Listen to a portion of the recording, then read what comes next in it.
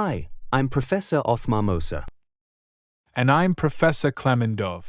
We've spent years researching the effect physical activity and exercise has on people living with type 1 diabetes. We know that being active is good for our mental and physical health. However, many people with type 1 worry about the impact activity will have on their glucose levels, preventing them from enjoying sport and exercise. It may feel like a constant juggling act to keep glucose levels from going too high or too low. There are a few things that people might like to take into account to help them manage exercise. The type of activity that is being done as well as the intensity and duration. Aerobic activity, like walking, running, cycling and swimming, is often done over a prolonged period of time and generally causes glucose levels to drop.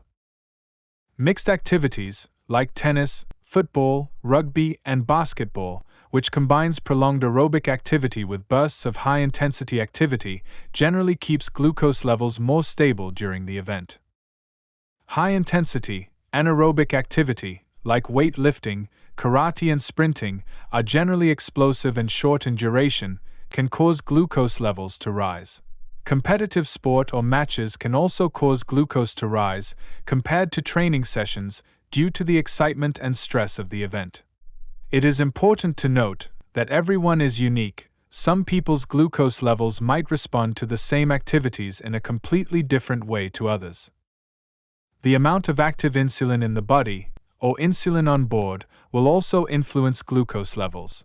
The higher the amount, the more risk of having a low glucose level, or hypo, while exercising because the body is more sensitive to insulin when active. It is important to think about when last you gave yourself a bolus of insulin as well as how much insulin the algorithm has also been giving. If your glucose level is dropping before starting the activity, you are also at a higher risk of having a hypo during the event. The time of day you are being active can also affect how glucose levels respond to the activity. Some people might be more insulin resistant in the mornings than later in the day.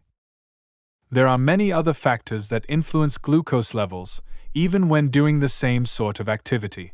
For example, your overall fitness level. The fitter you are, the less the activity might impact on glucose levels. When last you exercised, are you rested and your muscle energy supplies restored? Hormones and stress levels. A woman's menstrual cycle will influence her insulin sensitivity at different times of the month. Diet and body shape.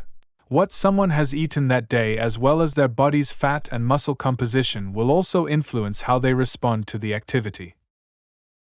Now that you have considered all these things, you are ready to think through what adjustments you need to make to keep glucose levels stable during and after the activity you are about to do.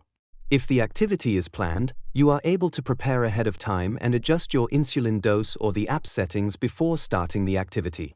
However, if the activity is unplanned or spontaneous, you won't be able to change the amount of active insulin in your body, so will have to make other adjustments.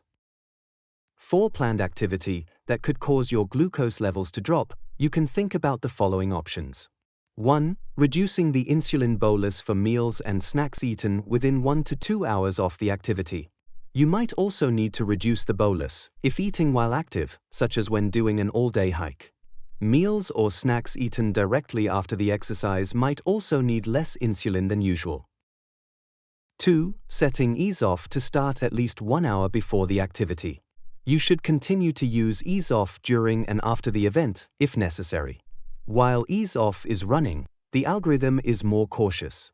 It aims for a slightly higher glucose target and delivers less insulin to try prevent hypos.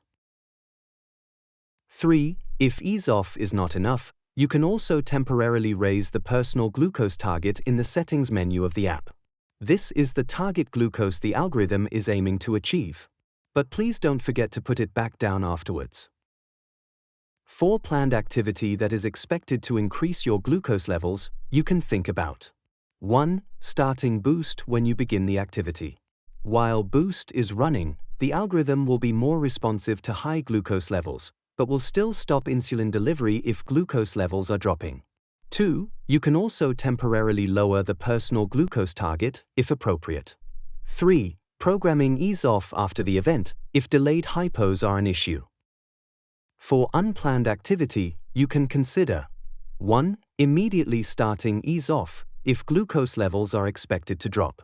2. You can also increase the personal glucose target, if appropriate. 3. Eating or drinking extra carbohydrate.